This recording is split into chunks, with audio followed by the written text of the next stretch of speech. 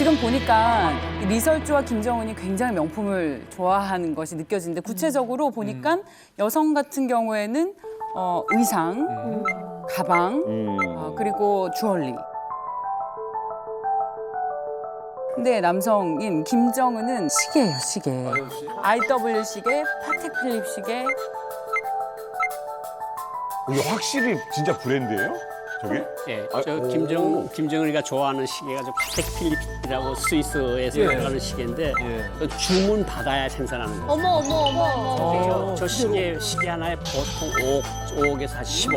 예. 한국에도 백화점 지하에 파텍 필립 매장이 있어요. 있는데 시계가 없어요. 이전에 샀던 기록이 있는 사람에게만 보여주고 그래서 텅텅 비어 있는 거. 근데 거기 유리 안에 하나가 있어요. 이거 좀 차볼 수 있을까요? 아, 안 됩니다. 이미 주문해서 이걸 가지고 간 사람이 있다. 참고로 롤렉스는 파텍 필립 앞에서는 그냥 귀여운 템, 큐티한 템. 그 정도 수준입니다. 네. 두 개 있을 때 김정은 정권 때 오신 거죠? 그렇죠. 그렇죠? 네. 국민들은 좀 알까요? 아, 저 명품 백이다. 뭐. 네, 알고 있습니다. 알아요? 네, 알고 있는데 김정은은 북한의 이미지잖아요. 세계적인 정상들과의 형평성을 맞추자면 저런 명품을 걸쳐야 한다. 국가 이미지적 차원에서. 이해를 하는 그러니까 북한 사람들은 거기에 대해서 토를 달지 않습니다. 아, 벤츠를 타거나. 네, 네, 그래도 네, 달지 않습니다. 이러니까. 북한에서 그러거든요. 굶을수록 입어야 된다고. 그런 네, 나라의 이미지가 먼저니까. 우리 집 몇 가지 사진을 봤는데요. 이거는 빙산의 일각이라고 합니다. 이런 명품들, 김정은과 그의 가족들에게 굉장히 소소한 수준에 불과하다고 하는데요. 럭셔리함의 끝판왕을 자랑하는 김정은 일가, 이들의 삶은 과연 어떤 모습일까요?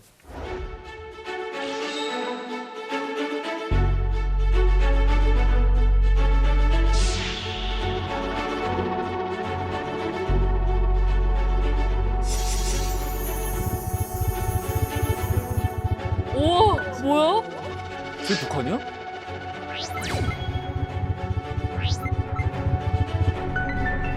우와, 이런 거 처음 봐요. 진짜 잘 러시아 백마.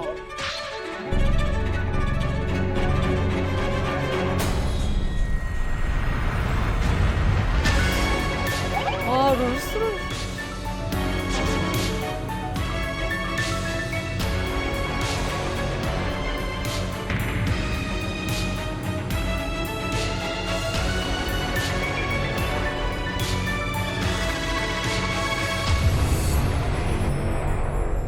아버지 김정일로부터 물려받은 통치 자금 액수가 얼마인지 분석되냐면 통상 50억 달러 정도로 분석이 됩니다. 50억 달러 정도로 분석이 됩니다. 우와, 더 많아? 우리 돈으로 6조 5,500억 원 가량입니다.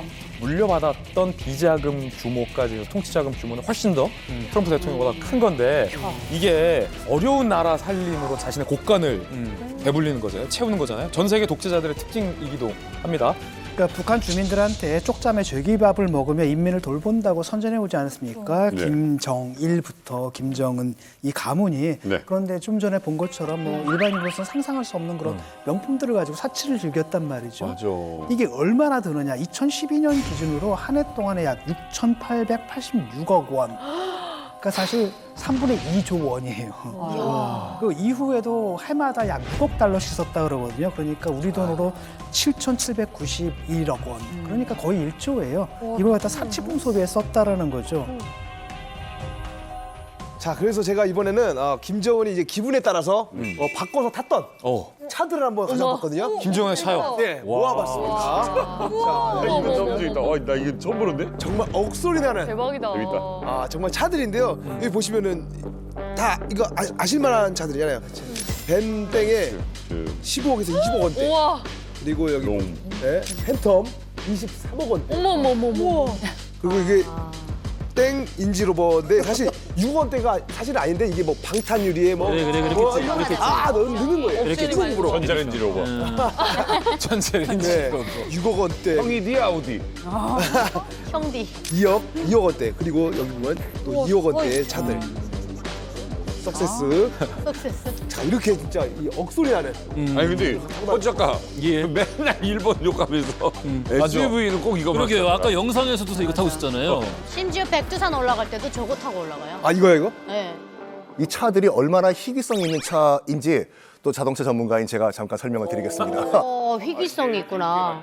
지금 저기 머세디스 B 풀만 가드 S600이라는 거가 이 녹화 기준 오늘 제가 판매가를 체크하고 보니까 옵션 다 때려놓고 한 16억 나와요. 근데 16억을 갖고 있다고 해서 아무나 살 수 있는 게 아니야, 저게요. 1년에 10대 이하로 생산이 돼요. 한정판으로. 그래서 한정판으로. 그 옆에 있는 띠스로이스 팬텀 저 같은 경우에는 지금 23억이라고 돼 있는데 이렇게 보시면 돼요. 지금이야 아무나 탈 수 있지만 그리고 이게 철저하게 100% 주문 제작이에요. 그래서 전 세계 단 한 대도 똑같은 이 띠스로이스 팬텀은 없다라는 말이 있는데 한 세기 전만 하더라도 김정은이 아무리 돈이 많다고 하도 저거 팬텀 못 탔을 거예요. 왜냐면 롤스로이스가 저 팬텀을 판매할 때 일단은 이 통장 잔고 갖고 오라고 해요.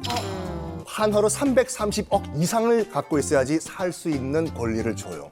그리고 족보 갖고 오라고 해요. 지갑도 봐. 지갑도 보고. 족보를 가지고. 3대까지 다 봐요. 와. 3대 안에 범죄자가 있으면 안 돼.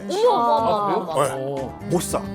그래가지고 한 번은 윤리를 따지네. 예? 윤리를 따지네. 그러니까 우리 급이 안 되면 오지 마. 그렇죠. 아니 근데 저 자동차 가지고 워우워 하잖아요. 김정은의 이 정말 스케일이 다른 이 호화로운 생활은 여기서 끝나지 않습니다. 그렇죠. 그 길이가 50m 정도가 넘으면 여투 중에서도 대형에 속한대요. 그렇죠. 그 대형 여투가 4개가 있답니다. 근데 그 50m 넘는 이 대형 호화 여투 한 대 가격이 얼마인지 아십니까? 얼마요? 105억이래요. 그게 한 4척 정도가 있고요. 80m가 넘는 완전 그건 진짜 초대형이죠. 하지도 않으면서. 초대형 그 호화 여투가 또 있답니다. 근데 그 외에도 소형 호화 여투들이 또 장착이 되어 있다고 합니다.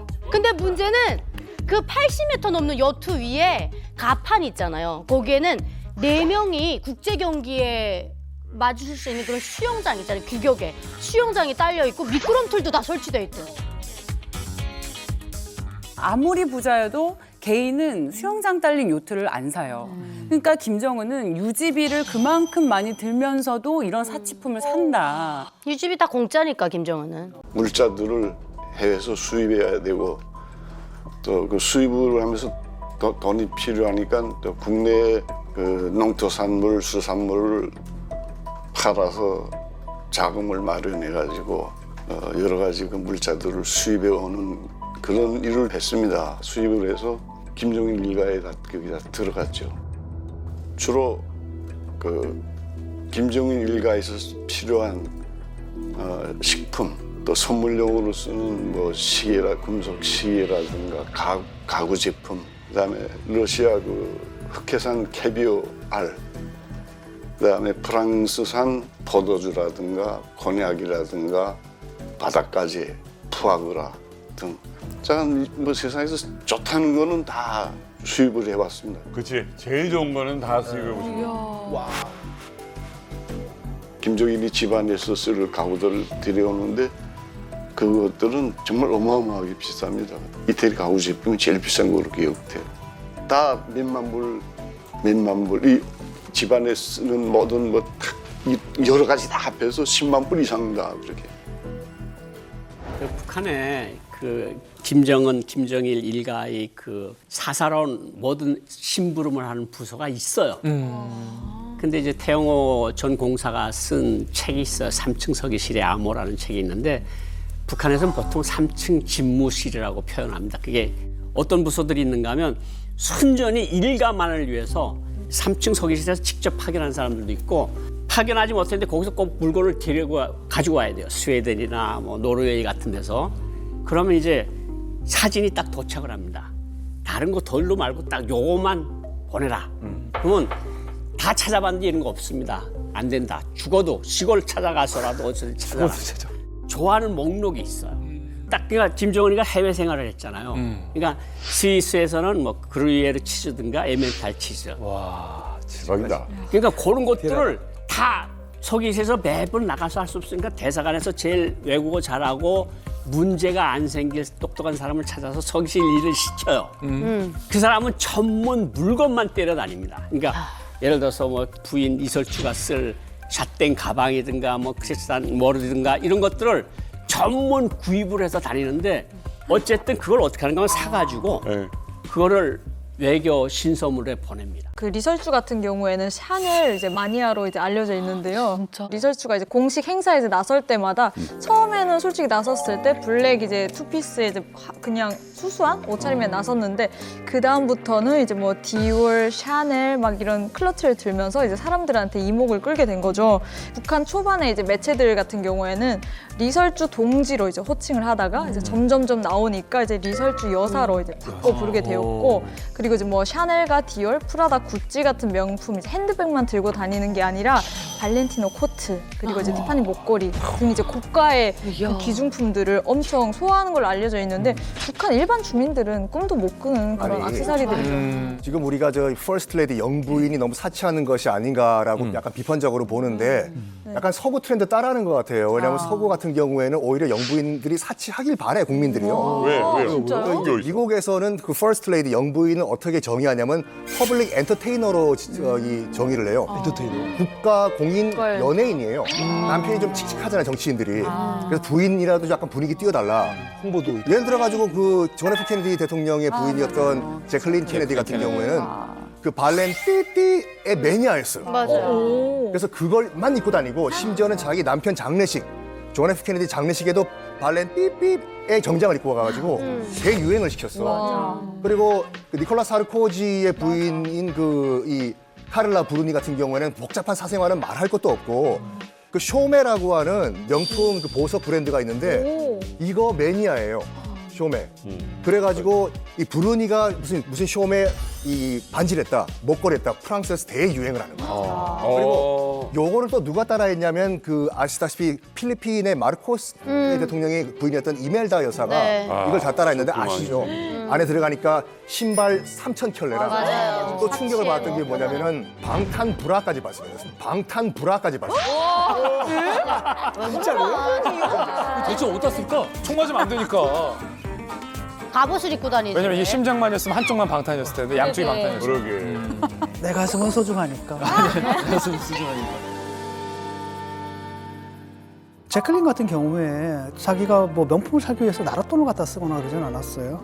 카를라 브루니 같은 경우는 원래 이 사람이 모델이에요. 예. 모델이었다가 가수도 하고 예. 그다음에 이들은 이제 나름대로 패션 아이콘이 되잖아요. 그러니까 약간 문화적인 컨텐츠의 생산자 비슷한 건데 리설주 같은 독재자 부인들 같은 경우에 그런 게 아니라 이거 나랏돈으로 쓰거든요. 그렇죠. 다 이민의 자기 피땀이죠. 취향을 뭐 이렇게 세련된 취향을 과시하거나 이런 게 아니라 사실은 그냥 돈으로 처벌하는 거지 않습니까? 우리가 지금 얘기하는 그 독재자의 아내들이 좀 예쁘게 보이지 않는 것은 크고 화려하고 아, 나 지금 이거 명품을 입었어 라는 것을 과시하면서 이것을 왜 굳이 이렇게 계속 하느냐라고 봤더니 사람들을 압도해서 굴복시키려는 거. 그래요. 이렇게 부자템 명품 입었고 맞아. 가구도 굉장히 이렇게 럭셔리한 것들을 하면서 이봐 너네는 부가 영원할 수 있어 우리처럼 살 수 있어 이런 걸 사람들한테 은연중에 심어주려고 하는 독재자 부인의 그런 계산도 있지 않나라는 해석도 나오고 있습니다. 그 명품이라는 게 이제 두 가지 의미가 있는 거거든요. 어떤 사람한테 일종의 문화예요. 내 맞아요. 취향을 네. 과시하고 내 자신을 자기 자신을 노출하는데 표현하는. 이 브랜드가 나한테 필요해 그래서 하는 경우가 있고. 근데 이제 그 정도까지 가려면 상당히 오랜 기간이 걸리거든요. 그러니까 그건 뭐냐면 나를 연출하는 게 아니라 기호로 사용하는 거예요.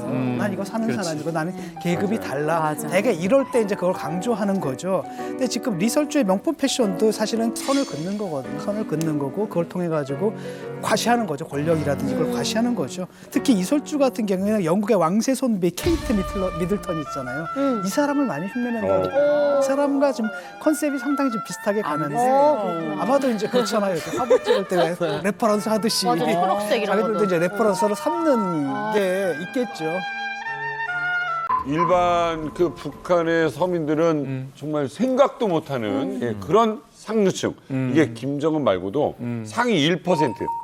또 1% 안에 더 작은 1%들이 분명히 존재하고 있다고 합니다. 그렇습니다. 그래서 제가 한눈에 파악하기 쉽게 북한의 계층표를 준비를 해봤습니다. 계층표. 함께 보시죠. 자, 특히 우리가 주목해야 할 것은 상류층, 상위 5%를 주목해 보실 필요가 있습니다. 상류층 5% 안에 대돈주와 중돈주로 구분이 됩니다. 소돈주는 저 안에 들어가지 못하는 거예요. 대돈, 중돈. 요 사람부터 상류층인데 일단 김씨 일가 친척 들어갑니다. 그리고 당의 간부들, 중앙당부장, 인민무력부장, 보위부장 이 사람들 우리나라 언론에 많이 언급되는 분들이에요. 이 사람들도 다 상류층에 들어가요. 그리고 무역회사 간부라고 표현이 돼 있는데 이분들이 사실은 외화벌이 일꾼으로 북한에서는 역할을 합니다. 이분들도 상류층 5%에 들어갑니다. 이른바 돈주라 불리는 북한 최대 자본 세력이기도 합니다. 흥미로운 게 북한에서 10만 달러 이상부터 1000만 달러 이상에 이르기까지 현금 보유액에 따라서 북한인데 현금 보유액에 따라서 대돈주, 중돈주, 소돈주는 이제 쳐주지도 않고 이렇게 나뉜다는 게 굉장히 아이러니해요. 그래요. 표에서 굉장히 흥미로웠던 것은 돈주를 대, 중, 소로 나뉘는데 일단 북한에 중산층이 있나가 궁금했고 그렇지. 대돈주에서 현금 보유가 100억 원이 있다고 했어요. 한국에서도 부자의 기준은 캐시가 30억 원 이상인 사람인데 여기서 이 30억 원의 기준은 바로 현금으로 현금화할 수 있는 자산, 그러니까 금융자산도 포함이 돼요. 예를 들면 주식 같은 거. 그런데 100억 원 이상을 소유한 사람, 그러니까 대돈주와 중돈주가 무려 전체 5%에 해당한다는 게 좀 엄청 쇼킹한데요. 엄청 놀라웠어요. 북한에서 사실 우리가 외교부에 그런 소리를 했거든요. 우리가 도대체 상위 몇 프로일까? 북한이 2,500만 아니에요. 근데 우리가 2만 5천 명 안에는 들어갈 것 같더라고. 우리가 보통 가지고 있는 돈이 3, 4만 불은 가지고 있었으니까 평시에. 그러니까 우리만큼 잘 사는 사람이 2만 5천 명이라고 해도 0.01%에 들어가는 게 아니냐 이런 생각을 했는데 사실 권력 있는 사람이 누구겠습니까? 권력 있는 사람은 김정은 가계, 그다음에 당중앙위원회 책임부원이상, 그것도 특히 조직지도부, 주율검사부, 선전선동부, 간부부. 권력을 쓰는 사람하고 권력을 등에 업은 돈주가 북한 2%예요. 그러니까 돈을 쓰려면 눈치가 보여요. 거기서도 10만 달러, 100만 달러 있다 그래서 마음대로 쓰질 못해요.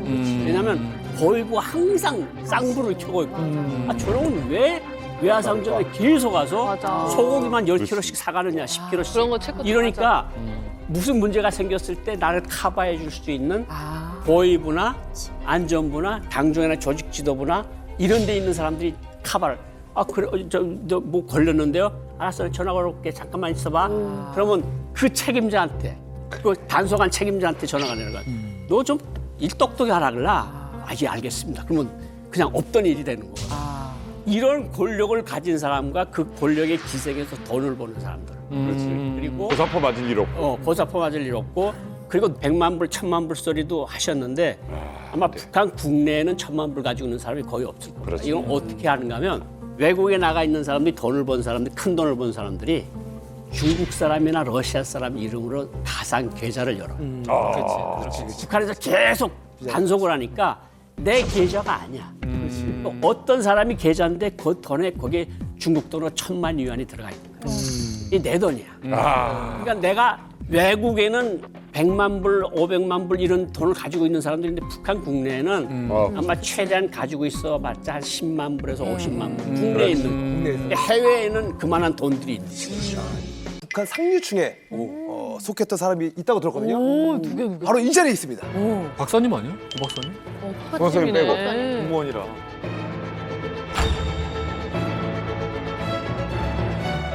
제 얘기인 것 같아. 제 얘기인 것 같아. 야, 역시.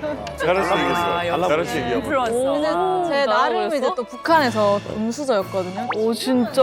이제 저는 이제 북한판 어떻게 보면 금수저잖아요. 부모님 덕분에 어떻게 보면 잘 먹고 잘 살았거든요. 아니 어느 정도. 뭐. 다른 너튜브 보니까 네네. 살았던 집이 120평이라고 하는 아버지가 무슨 일 했어요? 저희 아빠가 이제 외화벌이에서 일하셨는데 아까 그 네. 대돈주. 그 유명한 외화벌이가 현금자산 100억.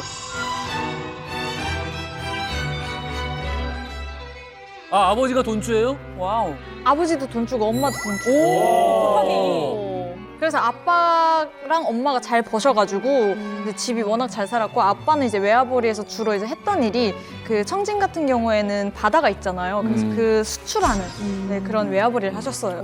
뭐 성게라든지 아니면 털게 막 이런 것들 있잖아요. 그런 사람들 잘 살아. 털게. 네, 브로커로 해가지고 완전 이렇게 냉동차로 그냥 꼰대나라고 하죠 북한에서는 그런 사업을 하셔가지고 먹고 살기는 편했어요. 아 근데 왜 이렇게 그 네. 좋은 직업을 벌이라고 넣어서 뭐 밥벌이 먹고 산다 뭐 이런 것처럼 외화벌이라고 그냥 다들 알아요? 그러네. 외화벌이. 북한에서는 외화벌이라고 해요. 외화벌이라고 하죠. 쟤네 아버지 뭐 외화벌이 뭐 사장이다, 뭐 외화벌이 상이다, 뭐 이런 느낌. 얘네 아버지 쌍끌이해 뭐 이러듯이. 아, 그렇죠. 뭐 외화벌이라는 말이 약간 부의 상징 이런 맞아요. 의미가 돼요.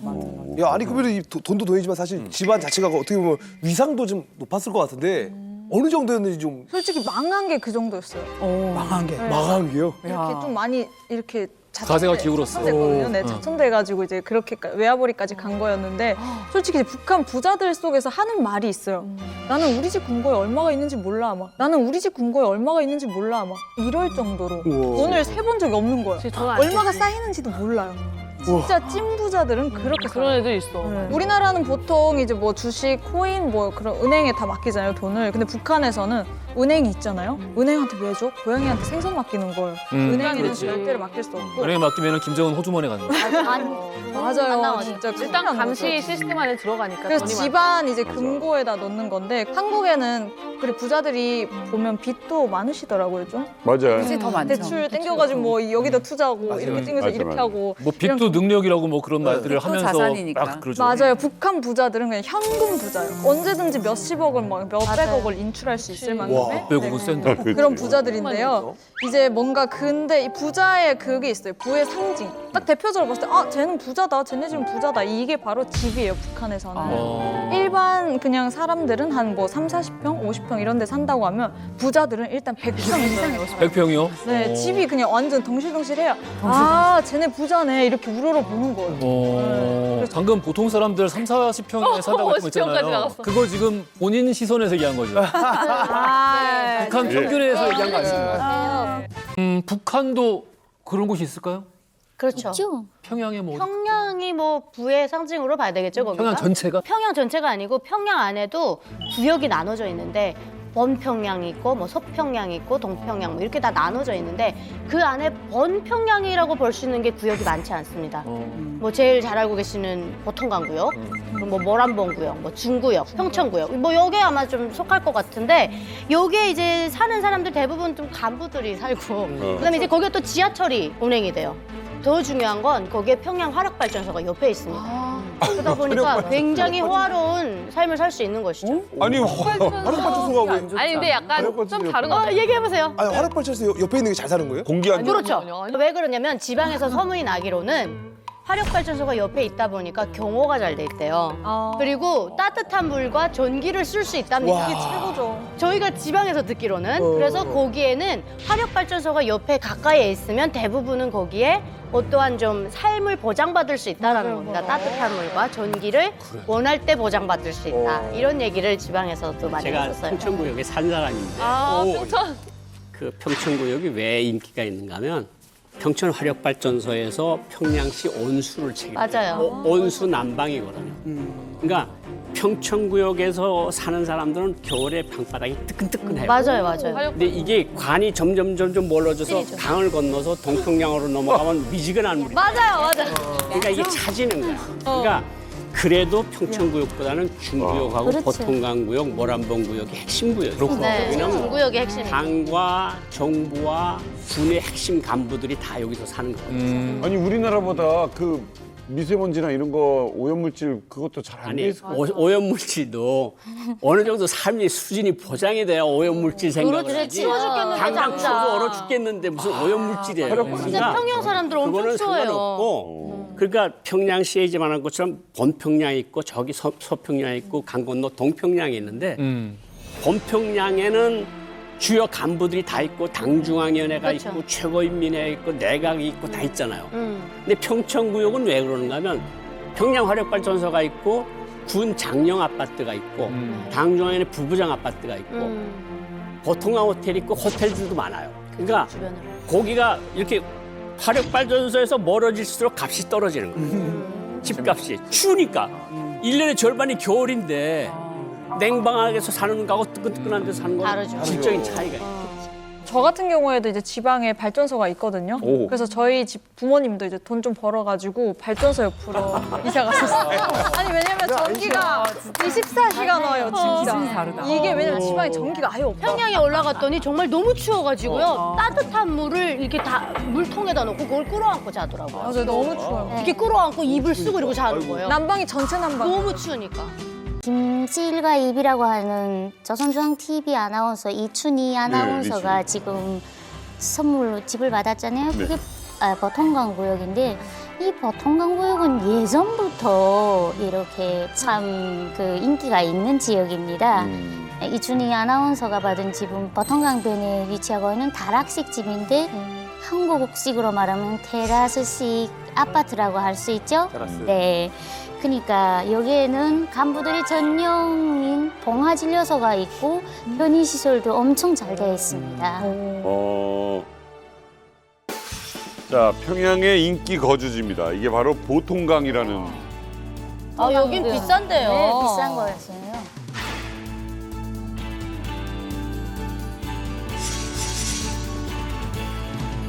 와. 올. 잠실 같다. 우와. 오. 테라스에 뭐. 오면은? 너 여긴 좋다. 대박이네. 그래픽이네. 아니에요, 진짜요.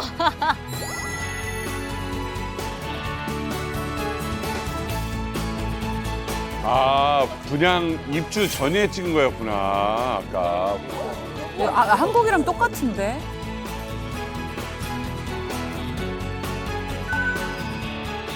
이춘희 아나운서.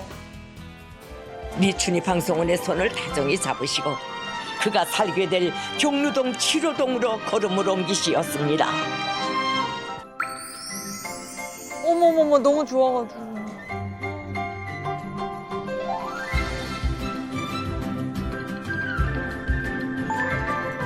우와 대박 불 진짜. 평양 사람들이 대부분 다 뭐 상류층이라고 표현을 하지만 또 평양 안에 평양이 떠 있죠. 바로 평양에서 중구역인데요. 또 그 중구역 사람들은 일단은 화력발전소 옆에 갈 일도 없어요. 왜냐하면 이미 저렇게 다 돼 있는 아파트를 선물로 간부들만 받고 사니까. 안에 들어가면 24시간 다 보장이 되기 때문에 굳이 그 환경을 따질 필요도 없고 또 그리고 내가 들어가고 싶다고 해서 들어갈 수가 없어요. 저렇게 김부자가 선물을 줘야 들어갈 수 있는 거예요. 또 그런 동네가 바로 창강거리인데요. 창강거리는 뭐 김정은이 일하는 직무실도 있고 또 기본적인 백화점, 또 외국인들이 많이 오는 거래 호텔이나 이런 시설들이 되게 잘 돼 있거든요. 그래서 중앙당 간부들이 대부분 네. 살고 있어요.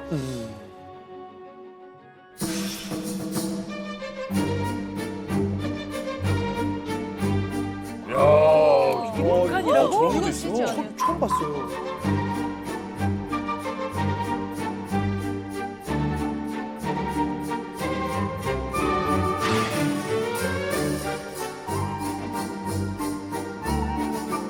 아 저렇게 신치키는 거야?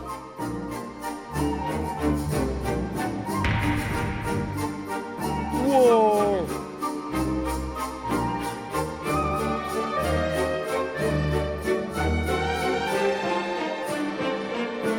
혹은 그 중심에 있는 사람들이 전혀 모른다. 몰라요. 고 박사님, 북한에 있을 때 일반 인민들의 삶에 대해서 좀 아셨나요? 이게 저 지금 말씀드리는 건 아주 높은 사람들 얘기고 성중앙급 사람들은 다 알아요. 왜냐하면 성중앙 부처의 도, 군 밑에 기관들이 있잖아요. 그게 보고가 올라오니까 이게 뭐 부총리나 부수상이나 뭐 수상이나 뭐 이런 사람들이 모르는 거지. 성중앙연의 국장 이상급부터는 다 알거든요. 그리고 친척들이 다 사는데 왜 모르겠어요. 그러니까 누가 사망을 하셨는데 장례 치를 돈이 없다. 그러니까 국에서 돈을 모아가지고 300불이면 300불 쥐어가지고 보내주고 그런 걸 알아요. 그러니까 저 이야기하는 거는 아주 높은 데 사람들. 최상위층. 네, 그러니까 아야 뭐 외무상 지나서 외무상 윗급에서 하는 소리고 오진우라는 사람 뭐 북한에서 2, 3위 하던 사람이니까 그런 소리 해서 듣고 공진태라는 사람이 부총리를 했는데 어떤 이야기를 했는가 하면 아침에 아줌마 몇 명이 늦었어요. 출근 회의를 열었는데 대외경제위원회 위원장 회의를 열었는데 왜 늦었냐? 밥 먹이느라고 늦었다 그랬더니 아니 아침에 우유 한 컵하고 계란 하나 삶아 먹으면 됐지 무슨 아침밥을. 그러니까 외교부 사람들도 그 말을 들으면 충격을 받았고 대외경제위원회 사람들도 아니 저 사람 별 세상에서 온 건가? 그러니까 중앙부처에서도 국장 이상급은 다 알아요. 밑에 진행되는 거. 아까 우리 그 영상 보면서 잠깐 나왔던 이야기이기도 한데 이제 저게 중앙 TV잖아요. 이를테면 이제 우리나라로 따지면 지상파의 방송인 거잖아요. 지역에 사는 인민들이 물론 이제 TV 수상기가 다 있지는 않겠습니다만은 TV를 보고 상대적인 박탈감 같은 걸 느끼진 않나요? 제 동생이 3대 혁명 소저로 지방에 나갔는데 막 맥주 공장에서 맥주 생산돼서 막 나오고 뭐 빵 공장에서 빵 나오는 거 보니까 노동자들이 일어나서 텔레비를 끄는 거야. 끈다고? 그러니까 노동자들이 그러니까 개소리 이런 소리는 못하니까 그냥 꺼버리고 자 일하는 일은 하러 가자. 그래서 깜짝 놀랐다고. 노동자들이 이렇다고 지금. 끄는 이유가 이게 거짓말이라는 걸 아는 거지. 화가 난다는 거야. 화가 나는 거지. 거짓말하는데 이렇게 뽕뽕 나오는 맥주 빵이 다 어디로 가느냐. 아, 어디로 갔느냐? 그리고 또 보여주기식이라는 그거에서 또 화가 났고. 그러니까 애들 같은 경우는 책가방도 없어요. 지방 같은데. 아직도요? 책가방 생산을 막 한다고 나오거든요. 소나무 소나무 책가방이 되게 유명해요. 그럼 거기서 막 학용품이 막 쏟아져 나온대요. 근데 제가 학교에 정작 딱 가보면 저는 뭐 중국산 메고 있다든지 아니면 그나마도 못 맨 애들이 많거든요. 촌에다 이렇게 가져오는 애들이 있고. 한번 뒤집어 엎자 뭐 이런 분위기는 없어요? 그렇게는 생각 안 하고 그냥 뭐 보기 싫은 거죠. 그러니까 리춘이가 나가고 위대한 하면 벌써 벌림 딱 치고 듣기 싫으니까. 세계적으로 한류가 유행이잖아요. 북한도 역시 같습니다. 제일 보면 여성들한테 제일 인기가 있는 게 설화서 화장품. 소라수 인기 많아. 네, 보면은 다른 뭐 일본 화장품이나 중국산은 거기다 대도 못 쳐요. 바르면 미백 효과가 뛰어나서 바르면 얼굴이 하얘진다. 저기 이거 혹시 오늘 PPL인가요? 한국 연예인처럼 생겨진다 이런 게 있어. 네, 그리고 말하는 밥솥이랑 쿠쿠밥솥. 맛있는 백미를 완성했습니다. 잘 적어주세요. 북한에서 이렇게 말해요. 개떡 같은 조선 쌀을 갖다 찰떡같이 만들어 놓은.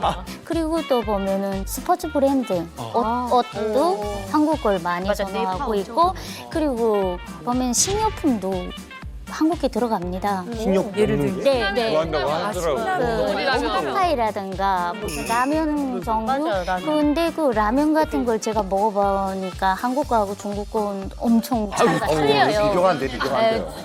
그다음 전자제품이 엄청 인기가 있습니다. 삼성 컴퓨터, LG TV 뭐 이런 게 있고 그리고 한국산 이 핸드폰이요. 그래. 북한에 보면은 평양 사람들은 거의 성인들은 핸드폰을 다 가지고 있습니다. 집안의 식구가 3명이면 3명 다 가지고 있어요. 근데 이게 한국산을 지고 있냐, 그러지 않으면 북한에서 생산한 북한산을 지고 있냐, 여기에 따라서 계층이 틀려지고, 그리고 여기에 보면 미국산 그 아이폰 같은 걸 있는데, 이건 되게 조금 좀 위험하죠. 원래 미국산은 북한에서는 쓰게 뭐 때리기 때문에. 네, 그러니까 이걸 쓰는 경우도 단속에 걸리지 말아야 하며, 단속에 걸면 뭐 회수해야 되고. 이제는 단속을 하긴 한다. 네, 한국산하고 미국산은 엄청 철저히 단속하고, 옷 같은 것도 브랜드에서 한국이라면 그 브랜드 그걸 상표를 잘라요. 잘라서 팔아요. 바코드 888. 그렇죠. 네, 잘라서 팔아요. 이게 재밌는 게 제가 아까 갤럭시 폰 얘기했잖아요. 그래서 북한에서 잘 사는 상위 계층이 갤럭시 폰을 쓰기 원하는 거예요. 근데 이거 역시 길거리에서 여보세요 할 수가 없는 거죠. 그렇죠. 한국산 폰 쓰면은 바로 숙청이니까. 뭘 어떻게? 북중 접경지대에서 유심칩을 구해요. 근데 중국에서 들어오는 유심칩을 끼면 북중 접경지대에서 인터넷도 되고 국제전화도 되고 다 되는 거예요. 재밌다. 갤럭시 폰의 성능 그대로가 다 발현되는 거예요. 그렇기 때문에 중국에 나갔을 때 평양의 부자들이 외화벌이들이 특히 중국에 나가잖아요. 그러면은 그 북한제 그 후진폰 인트라밖에 안 되는 거 되다 안 되다 어플도 제가 눌러봤는데 감압식 터치식이 아니라 밑에 근데 이제 평양에서 쓰다가 외화벌이가 중국 나갔을 때 이거 집어 던지고 삼성폰 쓰는 거야. 맞아요. 갤럭시. 저도 그랬어요. 그래. 저도 인터넷도 다 돼요. 시내에서 못 쓰는구나. 그럼요. 그러니까 약간 남한에서는 아파트 같은 데 들어갈 때 인테리어가 다 되어 있고 살림살이만 하잖아요. 외화벌이 간부들은 중구역에 제일 비싼 아파트를 사요. 근데 뼈만 있는 아파트를 사요. 그렇지. 그래서 내부는 다 자기네 마음대로 꾸미는 거예요. 이게 중국식이에요. 예. 그렇지. 그리고 저희 큰아버지가 외화벌이 간부였거든요. 근데 큰아버지 집에 가면 인테리어를 자기 마음대로 다 뜯어고치고 심지어 사우나도 만들어 놓고 와우. 근데 북한 같은 경우에 수돗물을 켜면 나오지 않잖아요. 그거를 언제든지 나올 수 있게 24시간 욕조를 만들어 놓는 거예요. 손종에다가. 그리고 집 인테리어를 남한 같은 경우는 좀 깔끔하고 현대적으로 꾸미는 추세라면 북한은 무조건 화려해야 돼요. 커튼도 막 꽃이 막 이렇게 있어야 되고 침대, TV법까지. 뿔긋하게. 근데 이제 북한 같은 경우는 전기가 부족하다 보니까 온실이 잘 되어 있지 않아요. 그래서 온실도 이렇게 아궁이로 불 떼서 온도를 조절하거든요, 대부분. 그러다 보니까 야채, 신선한 야채를 겨울에 먹으면 이거야 진짜 말로 상해치. 그러네. 근데 요즘은 이제 먹는 것뿐만 아니라 바르는 것까지도 완전 다른데 에센스인데 막 남조선에서 온 거죠. 남조선에서 온 건데 안에 금가루가 들어있는 거예요. 얼굴에 바르면 이제 얼굴 황후에 쫙쫙 뭐. 하는 거예요. 그런 것부터 시작해가지고 이제 북한 상류층들이 이걸 어디서 구하냐? 장마당이 아닌 암암리에 찾아오는 그 보따리 그런 분들이 또 있어.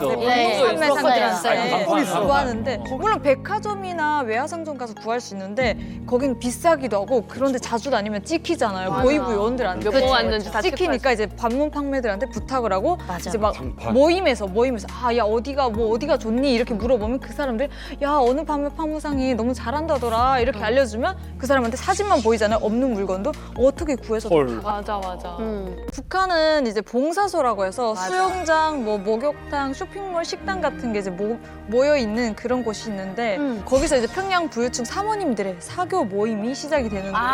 근데 그걸 이제 외화 목욕이라고 하는데요. 이제 상류층들이 가는 목욕탕이고 이제 달러를 주니까 그래서 외화 목욕이라고 하거든요. 북한 일반 주민들은 일반 목욕탕 가서 북한 돈 내거든요. 이거의 차이점이기도 한데 이곳에 모여서 목욕만 하는 게 아니라 자기 자녀들의 이제 미래에 대해서 조금 이야기도 하는데 그러면 우리나라 고급 스파 그렇죠. 같은 거네. 네. 사교육 그렇죠. 사교육 정보나 네. 아니면 생활에 필요한 고급 정보를 이제 주고받고 하는 곳인데 뭐 예를 들면 뭐 어떤 미안사가 마사지를 잘한다더라. 아니면 또 뭐 어떤 장사꾼이 뭐 옷을 예쁜 걸 가져온다더라. 아니면 어떤 개인 교사가 실력이 좋다더라. 이런 식으로 이 외화 목욕에서 이루어진다고 합니다. 북한도 이거 세신 패밀리가 있어요? 있어요. 평양에 이렇게 뭐 해당한 간 외에도 좋은 것들이 봉사소들이 꽤 있거든요. 이제 그런데 가면 펜트하우스에서 산마마 같은 그 돈 많은 집의 부인들 있잖아요. 그런 사람들이 이렇게 모여요. 그럼 이렇게 대장이 있어요. 제일 돈 많은 사람. 그런 사람이 무슨 딱 나타나면 모여가다가 기가 다 죽는 거예요.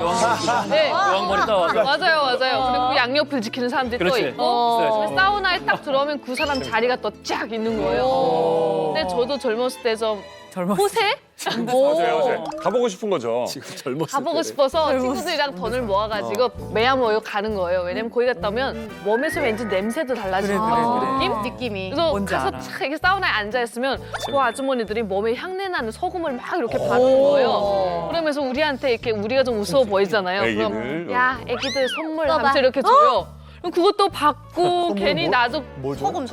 몸에 바르는 소금이랑 뭐 바디로션 이런 거 그거 받고 그다음에 또 그런 아주머니들이 앉아서 또 이렇게 자식들에 대한 얘기 어떤 외화상점에 가면 명품 뭐가 있다더라 이런 얘기를 그 사우나 안에서 다 하는 거예요. 이렇게 상류층 주부들 사이에 오가는 정보 중에서 가장 귀한 고급 정보가 뭘까요? 바로 당연히 교육에 관련된 정보라고 합니다. 교육열이 유독 뜨겁다는 북한의 상류층. 이들이 이토록 교육에 집착을 하는 이유가 뭘까요?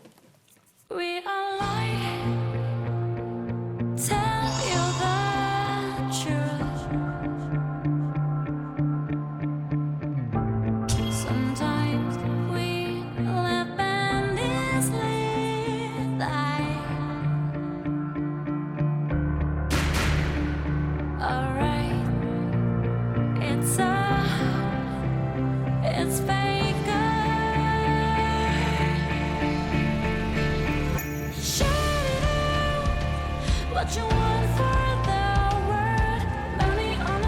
you speak English? Yes, I do, but a little. English is very interesting. Yes, I think People treat each other right. Is this really true? Is this really true? Is this really true? Is this really true? Is this really true? Is this really true? Read a lie, tell you the truth. 야, 한반도가 다 결국 숨막힌가 북한에서도 이 성공하려면 약간 좀 학벌이 좀 좋아야 된다는 거네요. 무조건이죠. 그러니까 계급별로 갈 수 있는 대학들이 있어요. 그러니까 뭐 이제 예를 들어서 서민들 같은 경우에는 평양에서 뭐 옥류관이나 아까 말한 해당관 같은 데 가려면 장철구 상업대학쯤은 가야 되거든요. 그러니까 근데 또 북한 고위급 간부들은 딸들이 그런 데 가서 일하는 걸 별로 좋아 안 하잖아요. 그러니까 자기가 처한 현실에 맞게끔 그렇게 해서 거기라도 뚫고 들어가야 지방에서는 평양 올라오고 또 평양에서 있는 사람들은 외국에도 나갈 수 있고 이러니까 그러네. 교육열이 정말 대단한 거죠. 또 그리고 북한에서 대학교가 중요한 게 공부를 잘해서 고등학교에서 바로 대학교로 가면 군사복무가 원래는 5년에서 8년 정도 했다면 3년으로 줄어요. 그러네. 네. 아, 이게 중요하지. 진짜 네. 그래서 대학교 가는 게 정말 중요한 거죠. 마치 흡사 우리 맞네. 그 국가대표가 구면제를 받는 것처럼. 맞아요. 김일성 종합대학을 졸업한 평양 엘리트 출신 주성하 기자. 그는 2003년도부터 동아일보 공채 기자로 활동하며 북한 관련 소식을 취재하고 있는데 주성하 기자가 단독 취재한 북한 상위 1%의 호화 생활. 기사 속 주인공은 북한 고위 간부의 자식인 A씨. 주성하 기자는 어떻게 그를 취재하게 되었을까? 뭐 제가 그 북한 취재를 하기 때문에 이런저런 연출을 해가지고 해외에 나와 있는 많은 사람, 북한 사람들을 이렇게 접촉을 하게 됩니다. 이 인터뷰에 등장하는 사람은 북한에서 한 2,400명 정도, 그러려면 한 0.01% 안에 들어갈 정도로 호화 생활을 하는 사람이다, 이렇게 보시면 됩니다. 그런 측면에서 이렇게 뭐 알게 된 사람인데 그 사람이 해외에 나올 정도면 뭐 상위 1%는 들어가니까 이 사람은 아주 이런 특권층 부류에서 생활하는 사람이기 때문에 당신의 수준에서 사는 사람들은 북한에서 어느 정도로 살고 있느냐. 그렇다면 북한 상류층의 삶은 어떨까? 진짜 평양부자들은 좋아해요. 제 안에는 가방, 화장품은 물론 잠옷까지 다 요. 동안이에요. 속감으로도 싸가라요. 지금 평양부자들이 투자해서 월세 놓고 전세를 놓고 해요. 부동산으로 돈 버는 사람들도 따져보면 다 공당 고위 간부들이죠. 평양에도 전세와 월세가 존재한다는 충격적인 사실. 또한 부동산으로 돈 버는 사람들은 거의 고위 간부라고 하는데 세계적 현상인지 모르겠지만 사실 돈 가지면 사람들이 제일 먼저 뭘 삽니까? 집부터 사죠. 북한도 마찬가지예요. 돈을 벌게 되면 좋은 집부터 가려고 해요. 주황당 간부가 사실 돈을 투자해서 돈을 벌어서 자기가 가집니다. 그러니까 결국은 돈 잘 버는 사람 뒤에는 큰 간부가 뒤에 숨어 있는 거죠. 돈주는 그들이 대리인에 불과하다, 이렇게 볼 수 있을 것 같습니다. 북한 고위 간부의 자식인 A씨는 북한 상류층이 하룻밤에 쓰는 유흥비에 대해서도 얘기했다. 우린 하룻밤에 벤자민 5장은 기본이에요. 벤자민 5장은 $500를 뜻하는 말이죠. 북한에서 상류층 3명이 평양 세당화가 돼서 하룻밤을 즐기는데 쓰는 돈이에요. 술도 위스키, 브랜디, 코냑, 등 모든 종류를 저렇게 다 마셔요. 제일 싼 게 31호 정도고요. 셋이 엑소 같은 900유로짜리 양주도 마셔요. 북한 노동자 월급의 약 1000배인 $500를 하룻밤에 쓰는 북한 상류층. 그들의 삶은 어떻게 될까? 상류층들의 생활이 올해부터 본격적으로 제약이 되고 달러가 적게 들어간다고 볼 수 있는데 대북 제재가 지금처럼 계속 강력하게 들어간다 그러면 상위 1%의 삶도 뒤로 후퇴할 수밖에 없고 북한 체제가 붕괴되지 않을까 싶습니다. 그런 상황을 막기 위해서라도 결국은 대북 제재를 풀어야 되는 것이 김정은의 시급한 목표가 된 것이고 그 목표를 달성하기 위해서 지금 북한에서 대화 공세로 나오는 것도 결국은 김정은이가 인민들 눈치 보는 게 아니고 결국 평양 사람들, 더 나가서 부유층들이 대북 제재를 해서 반발하게 되면 체제가 위험하다, 이런 것도 상당히 고려했다, 이렇게 볼 수 있을 것 같습니다. 지금 보면 이 북한에서는 이 굉장히 중요한 게 상류층, 부유층들이 당에 대한 그 신념이 무너지게 되면 이게 무척 체제를 유지하는데 어렵다. 이렇게 보면 되겠네요. 네. 저도 이게 이런 얘기 들으니까 너무 좀 놀랍기도 하고 처음 접하는 이야기라 그렇긴 하는데요. 우리 오뼈 씨 같은 경우에는 새내기잖아요. 남한 생활 새내기 1년. 그 이런 상위층 이야기, 1% 상위층 이야기를 들으니까 어떠세요? 브랜드 그런 건 무슨 명팽백이라 그런 건 서문을 듣지 직접 하고 그런 건 못 하거든요. 샤라는 말을 들어봤어요. 그럼 북한에서는 어떤 거요? 아까 뭐 우리는 샤 가방만 썼고 화장품만 썼고. 아니 못 들어봤어요. 해산 같은 경우랑 지금 평양의 부자들 얘기를 들으니까 어떻게 좀 차이가 좀 커요? 네, 제가 듣기에도 아직 저렇게 사는 사람 있긴 있구나 이 정도로 샤잖아요, 명품백. 저렇게 호화롭게 사는 사람 저 본 적은 없어요. 아, 북한에서는? 네네. 얘기도 들은 적 없어요? 얘기는 가끔은 들었는데 이렇게 지금 현지에서 이렇게 들으니까 진짜 놀라워요. 그 사실은 뭐 그렇게 외세에 대해서 막 닫아놓고 있으면서도 상류층만큼은 해외 브랜드, 명품 브랜드를 좋아한다라는 걸 이제 알 수가 있었습니다. 평양에서 예술을 공부하고 이럴 정도면 집이 굉장히 잘 사셨다라는 건가요? 저희 집은 저 옥류관 아시는 분도 있겠는지 모르겠지만 그 대동강변에 옥류관이 있거든요. 그래서 그 옥류관이 바라보이는 맞은편 쪽에 아파트가 있었어요. 뭐 광장도 보이고 김일성 광장. 네. 오, 멋있겠다. 천리마 동상 뭐 그런 거 주체탑 다 보이죠. 집에서 주체탑이 보여요? 네 보이죠. 네. 와 대박이다. 근데 아파트가 우리 한 28층, 30층 되거든요. 네, 거기에서 우리 8층에서 살았는데 전기가 잘 안 들어오잖아요. 평양도 뭐 구역마다 이렇게 덜내서 주는 거라서 아파트에 불이 안 오면 30층 사람들 너무 곤란하거든요. 그게 고로 올라가야 되니까. 그래서 7층부터 10층 사이에 그 층이 아주 좀 좋은 층이었던 것 같아요. 로얄층이군요. 보통은 이제 강변 뷰 있으면서 걸어 올라갈 보통은 만한 높은 층이 로얄층인데 10층이 걷기 적당해요? 그러면 28층 사는 사람, 30층 사는 사람은 어떻게 해요? 그 사람들은 일단 올라가면 내려오기 싫어하고, 네. 네, 한 번 많이 결심하는 게 힘들죠, 내려갈 때. 저는 보면, 그 올라갔다 내려갔다 싫어서, 약간 나도 좀 건망증이 많아서 학교 갈 때 막 목 빼놓고 가곤 하거든요. 막 고래고래 소리를 쳐요. 이렇게 맨 밑에서 엄마 하고. 네. 그럼 엄마가 던져주는 거예요? 네, 떨궈달라고. 8층이면 던질 수는 있지. 30층은 어떻게 던져?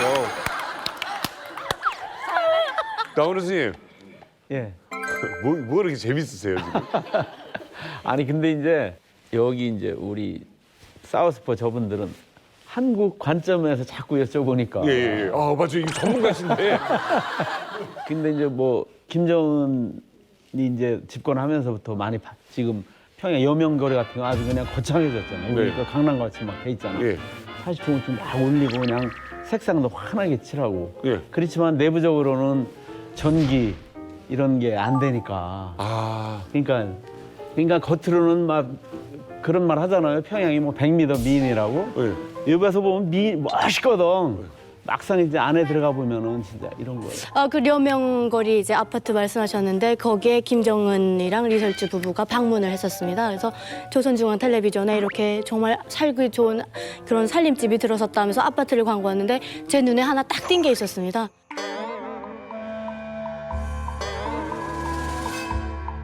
플라스틱 그 물통이 있는 겁니다. 파란색, 빨간색 통이 이렇게 있는데 저는 그걸 보는 순간 알았습니다. 겉은 너무 화려하지만 물 나오는 시간에 거기다가 물을 받아놨다가 써야 되니까 물통은 한 집에 다 2개씩 갖고 있는 겁니다. 네, 그래서 그걸 보는 순간 야, 아직도 물 공급이 안 되는구나. 근데 지금 선생님께서 말씀하셨다시피 지금 우리 관점에서 보면 말도 안 되는 거지만 그 북한 관점에서 보면 그래도 저 아파트 저런 데는 아무나 못 사는 거잖아요. 네, 뭐 요새는 아파트도 다 뒤에서 이제 뭐 사고 팔고 하는 거라서 아파트에서 살기가 쉽진 않죠. 거기 사고 팔고가 된다. 네. 혹시 전월세 같은 거 있습니까? 전세나 월세? 아, 여기랑은 그 개념이 틀린 게 그 동거처럼 두는 거예요. 그러니까 자기가 3칸짜리 집에서 사는데 2칸이나 뭐 1칸이 방이 남으면 그 방을 뭐 자기 지인이나 친구들 통해서 이렇게 한 사람을 들여요. 그러면 그 월에 뭐 15달러나 20달러씩 이렇게 주는 거예요. 집주인한테.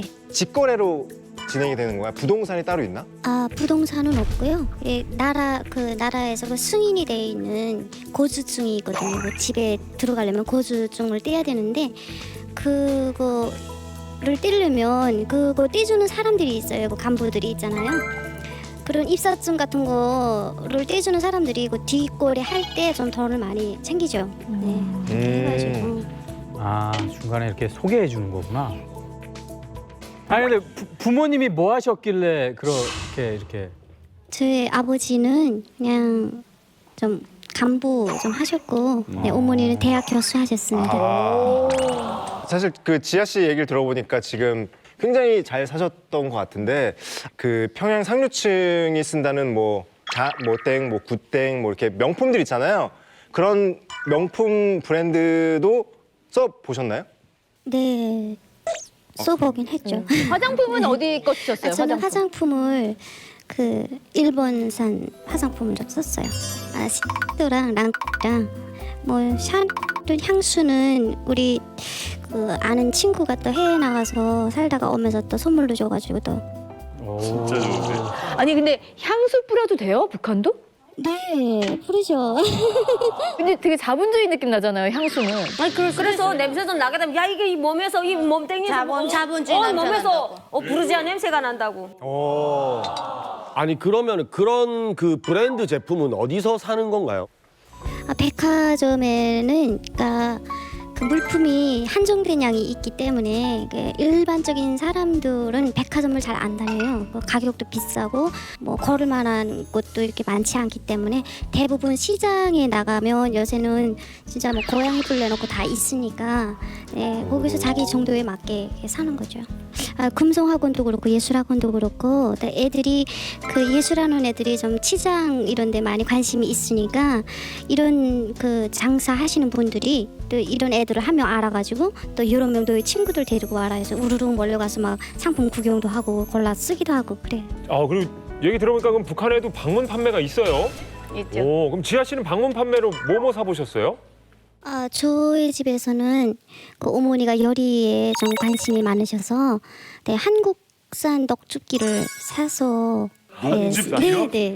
그래서 그걸 뭐 주스도 내서 먹고 떡도 해서 먹고 뭐 고기도 갈아서 먹고 예. 가격은 어느 정도예요? 그러면 녹즙기나 이런 게? 그게 한 100달러 가지고 넘어요.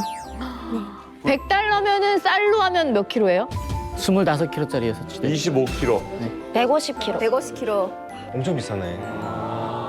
얘기를 들어보면 정말 북한에서 어마어마하셨던 것 같은데 지아 씨 혹시 그 평양에서 그 달러를 좀 써보셨나요? 네, 좀 써보긴 했죠. 아, 달러를 쓸 네. 수가 있나? 북한에서? 네네, 쓰는 외화 식당도 많고 해서 네, 달러 쓰는 데가 많아요, 이게. 그 저는 식당에 좀 잘 뭐 놀러 다니고 그렇게 했는데 대체로 그 좀 고급 레스토랑 같은데 뭐 그런 데 가면 좀 많이 쓰면 500이고 뭐 한 200~300 정도. 네. 근데 그게 왜 그러냐면 그러니까 한국하고 좀 스타일이 틀린 게 한국은 밥 먹고 또 술집 2차 가고 노래방 3차 가고 막 그런 거 있잖아요. 근데 여기 북한은 한 데서 다 놀거든요. 그러니까 식당에 노래방까지 같이 다 있는 거예요. 그러면 그 룸을 하나 잡아서 거기서 식당에서 요리를 떼서 먹고 중식, 일식, 양식 뭐 다 있어요. 네. 양주 마시고 놀고 뭐 노래 부르고 하다 나면 돈이 그렇게 많이 들어가죠. 그러면 북한은 그거를 한 사람이 내요? 아니면 같이 나눠서 내요? 아, 네, 더치페이를 안 하고 대체로는 좀 한 사람이 내는 거에 있어. 네, 그렇게 하죠. 돌아가면서 내나?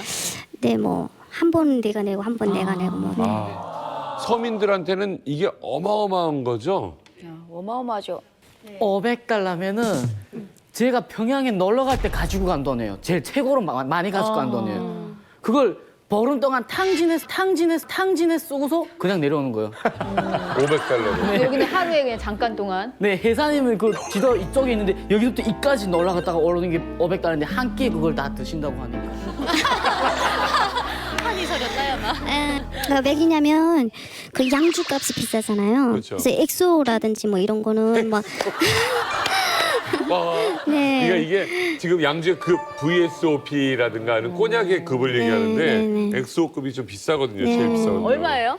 78, 뭐 $100 넘어가는 것도 있고. 네. 한국에서는 이제 한 병에 술집에서 먹자면 한 최소 60만 원에서 80만 원 정도 하는 선이 이제 엑소급이라고. 근데 왜 이렇게 달라요? 북한은 그럼 가짜예요? 술이 다른 거죠, 종이. 우리나라는 북에서 먹는 건 안 먹을 거야, 아마 거의.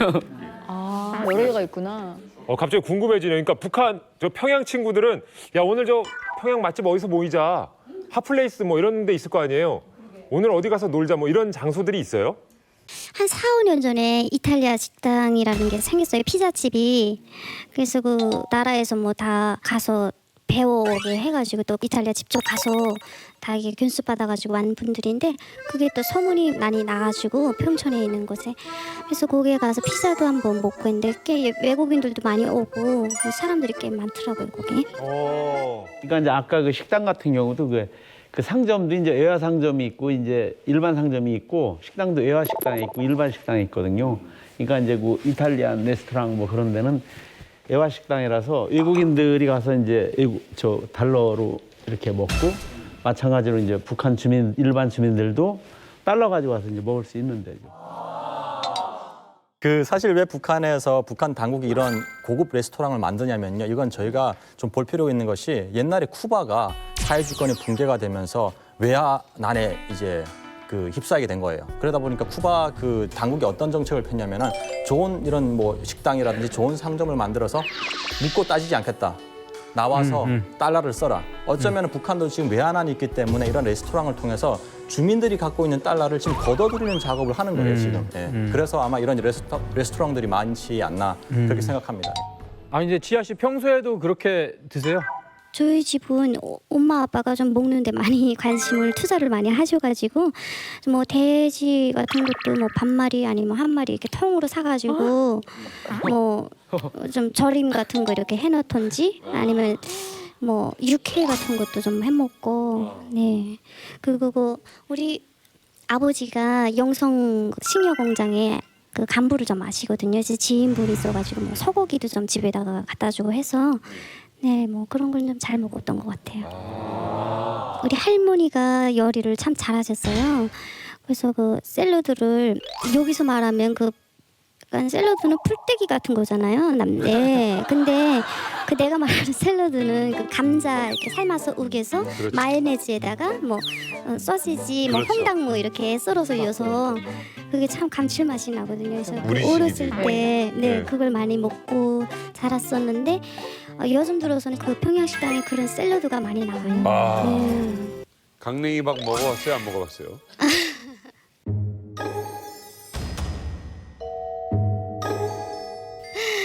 네, 저는 강냉이밥을 먹은 적은 없고요. 네, 아빠가 그 잡곡밥을 건강상 좋아하세요. 이렇게 그 콩밥 같은 거 네네. 그런 걸 좋아하시거든요. 그래서 아빠 때문에 콩밥을 예. 일부러 지어서 해 먹긴 했는데, 네, 저는 잘 안 먹고. 사실 이만갑을 보거나 이렇게 탈북 얘기 들으면 옥수수밥, 뭐 강냉이밥 이런 거 얘기 많이 하잖아요. 네, 어때요? 그런 얘기 들으시면?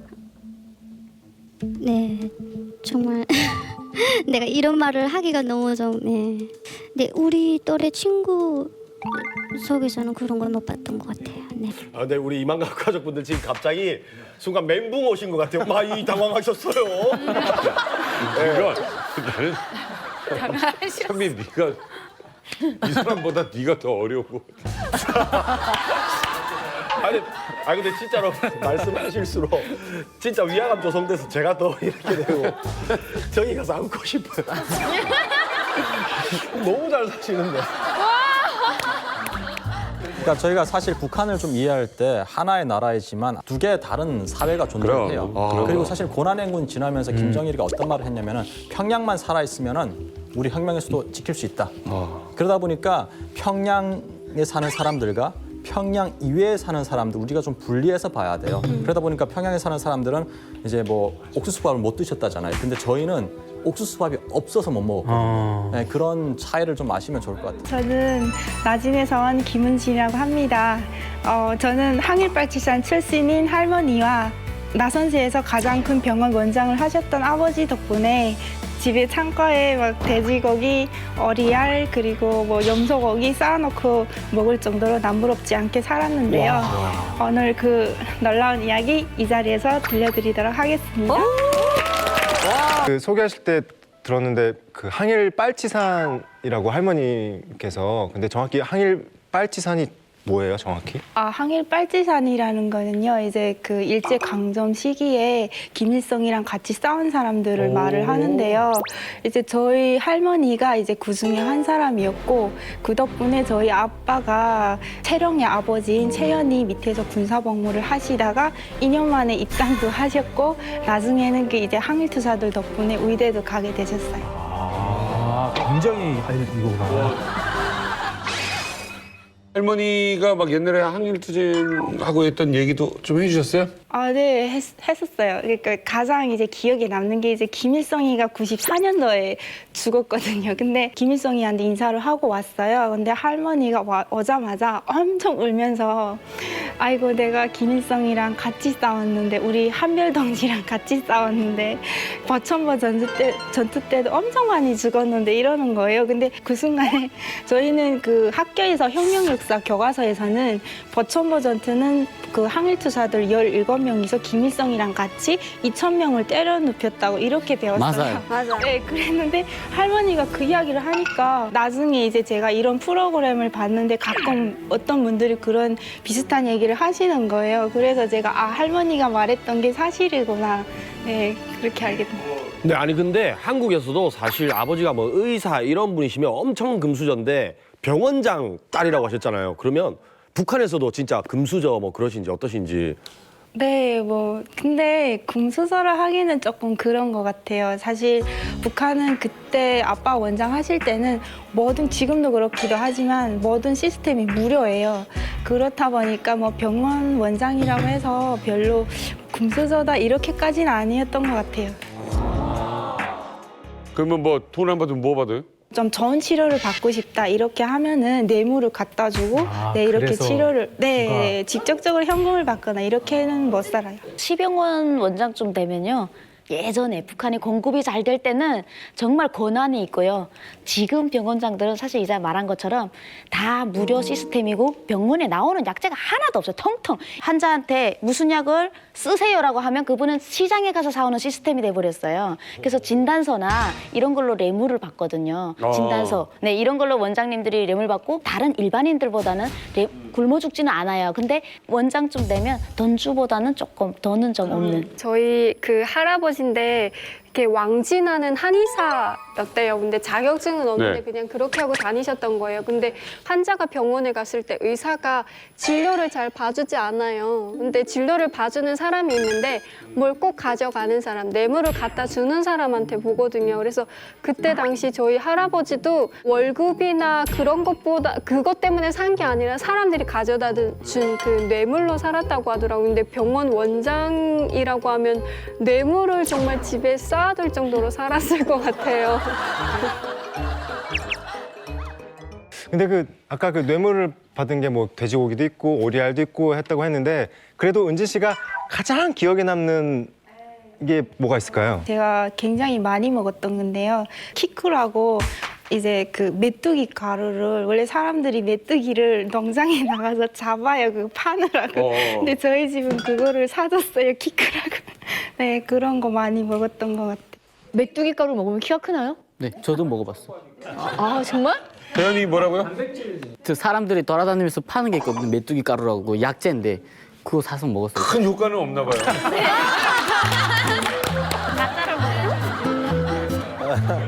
실력이 있으셨나 봐요, 아버지가. 네, 실력이 있었어요. 주로 아빠는 간부들만 치료를 하셨어요. 그래서 지방에서 올라와서 아빠를 데려갈 정도로 왕진을 많이 하셨어요. 주로 했던 과목이 뭐예요? 아버지가 주로? 아버지 원장 때는 수술을 많이 하셨어요. 외과. 오. 외과 수술. 아이가 보통 분이 아니셨던 거예요. 어느 지금. 뭐 특별히 어느 부위가 있어요? 뇌 수술을 많이 하셨어요. 대박이다. 아니 근데 뇌 수술해서 그 겨우 어리아리하지만 그거는 여러분들 기준이고 북한에서 어리아리 얼마나 귀하고 비싼 건데요. 근데 은지 씨네는 뇌물을 받아서 이렇게 부가 축적되신 거잖아요. 쌓여서 먹을 만큼. 근데 우리나라도 저 김영란법 뭐 이런 거 있잖아요. 뇌물이. 예. 북한에서는 뇌물 이게 뭐 합법입니까? 뭐예요? 아니요, 뭐 불법이긴 해요. 그러니까 그게 그냥 북한에서는 그냥 법이 있지만 제 뒤에 가서는 제대로 지켜지지 않는 그런 시스템이라고 보시면 돼요. 옥별 씨 어머님도 대단했잖아요. 네, 저희 어머니는 그 양극을 책임지다 보니까 이렇게 가을철에는 막 분배 줄 때 그 분주서장 그 와이프들이 막 집에 이런 생필품이라던가 아니면 담배 네. 그런 걸 막 집에 저희 혼자였는데 막 갖다 줘요. 저희 집은요. 너희 집도 뇌물 좀 받았죠? 네. 저희 아버지가 출판 지도국 책임 감독은 했었는데 양강도 안에 있는 사진관들이 분기에 한 번씩 저희 아버지한테 더상 받으러 와야 돼요. 그런데 그 사람들이 분기에 한 번씩 오는 게 엄청 많아요. 담배가 창고에 꽉 차였어요. 담배가. 고양이 담배가. 그거는 몰래 훔쳐다 팔았어요? 대현 씨가? 아버지가 그때 제가 뭘 싸먹겠다 할 때마다 담배를 한 버릇씩 이렇게 팔더라고요. 그러니까 이게 전 세계 어느 방송을 봐도 밀수했다, 뇌물을 우리 엄마가 많이 받았다를 웃으면서 얘기할 수 있는 것은 이만갑밖에 없어요.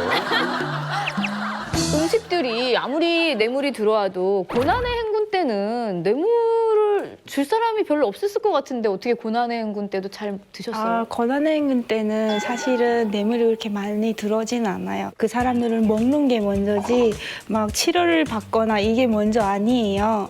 그래서 그때는 많이 없었는데 그래도 상위층에 있는 사람들은 고난의 행군을 안 겪거든요. 그래서 아빠 간부들을 치료하다 보니까 그 사람들 속에서는 뇌물을 계속 주죠. 아니, 병원장님 때문에 이렇게 아버님 때문에 뭐 이렇게 어떻게 보면 호화로운 생활이랄까? 음식적인 거에 대해서는 되게 이렇게 구애받지 않는 생활을 하신 건데 그 중에서 가장 즐겨 먹던 게 있으셨다면 어떤 거를 평상? 저는 해산물 많이 먹었었어요. 해산물. 낮이니까. 씨푸드. 오케이. 네, 이거 뭐 명태라든지 대구, 네, 그다음 뭐 대구탕이랑 그리고 오징어. 근데 저는 여기 와서 그 해물탕을 잘 안 먹어요. 너무 질려서 안 먹고 오히려 북한에서 저는 고기가 많이 생겨서 한 번에 생겨요. 저희 냉장고가 없잖아요. 그래서 보관을 할 수가 없어요. 그래서 한 번에 그걸 처리를 해야 되거든요. 그러니까 먹지를 못하는 거예요. 그래서 그때는 안 먹었었는데 지금은 오히려 고기를 더 잘 먹고 해산물을 잘 안 먹어요. 질려서.